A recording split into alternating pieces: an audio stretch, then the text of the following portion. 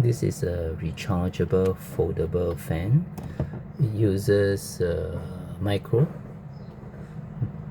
type to charge. So let's try. It has got 3 speed. Let's try the first speed.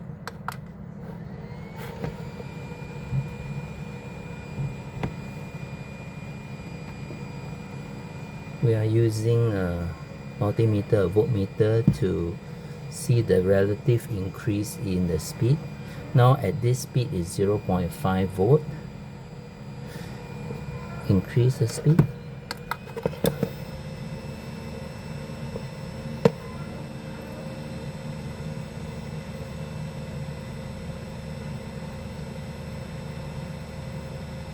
It's about 0.8586. Increase one more speed.